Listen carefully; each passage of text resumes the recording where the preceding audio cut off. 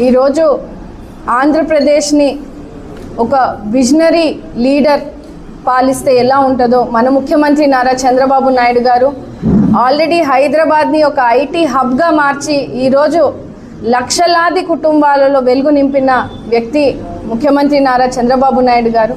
ఆయన స్ఫూర్తితో ఈరోజు నవ్యాంధ్రప్రదేశ్ని కూడా ఒక ఏఐ హబ్గా మార్చి యువతకు ఉపాధి కలిగించాలన్న సంకల్పంతో మన మంత్రివర్యులు లోకేష్ అన్న గారు అహర్నిశలు కృషి చేస్తూ, ఎందుకంటే యువగలం పాదయాత్రలో ఆయన రాష్ట్ర వ్యాప్తంగా తిరిగి యువతనంతా కలిసి ఈరోజు అభివృద్ధి చెందాలి, రాష్ట్రము పిల్లలకు ఉపాధి కలిగించాలనే ఒకే ధ్యేయంతో ఈరోజు ప్రపంచంలోనే ఉన్నటువంటి కంపెనీలన్నిటితో కూడా ఈరోజు మాట్లాడి ఒప్పందాలు తీసుకొని ఈరోజు రాష్ట్రానికి తీసుకొచ్చి ఎంతో కృషి చేస్తూ ఉన్నారు.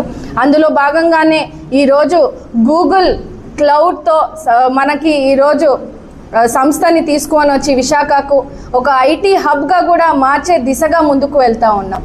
అభివృద్ధి వికేంద్రీకరణ కేవలం పేపర్ రూపంలో కాకుండా చేతల రూపంలో చూపించే ప్రభుత్వం కూటమి ప్రభుత్వం అని ఈరోజు తెలియజేస్తూ ఉన్నాం. ప్రతి ప్రాంతము డెవలప్ అవ్వాలని, అంటే శ్రీకాకుళం నుంచి చిత్తూరు వరకు కూడా ఈరోజు ప్రతి సంస్థతో మాట్లాడి ఈరోజు ఆ జిల్లాలకు కానీ ఆ ప్రాంతాలకు కానీ సంబంధించినటువంటి సంస్థల్ని ఇక్కడ మనకు ఏర్పాటు చేసి అక్కడ ఉన్నటువంటి యువతకు ఉపాధి కలిగించే దిశగా ఈరోజు అడుగులు వేస్తూ ఉన్నాము. ముఖ్యమంత్రి నారా చంద్రబాబు నాయుడు గారికి, లోకేష్ అన్న గారికి ఈరోజు నవ్యాంధ్రప్రదేశ్ని ఎంత ప్రపంచ పటంలోనే ముందుగా తీసుకెళ్ళాలి అభివృద్ధి పదంలో అనే ఒక సంకల్పంతో ఈరోజు తెస్తున్నటువంటి అభివృద్ధిని యువత అంతా ప్రజలంతా కూడా హర్షం వ్యక్తం చేస్తూ ఉన్నారు.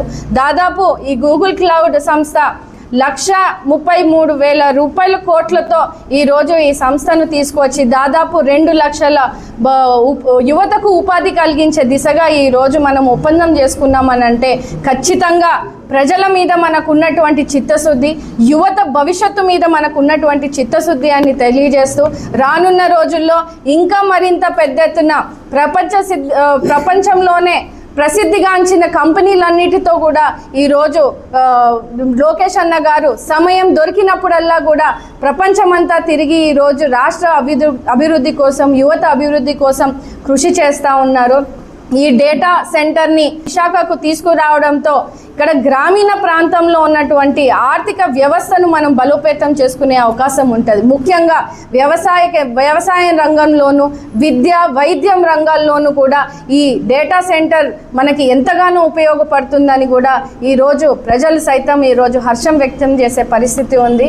ముఖ్యంగా చంద్రబాబు నాయుడు గారికి, లోకేష్ అన్న గారికి, కేంద్రం నుంచి మోడీ గారికి ప్రత్యేక ధన్యవాదాలు యువత తరఫున తెలియజేస్తున్నానండి.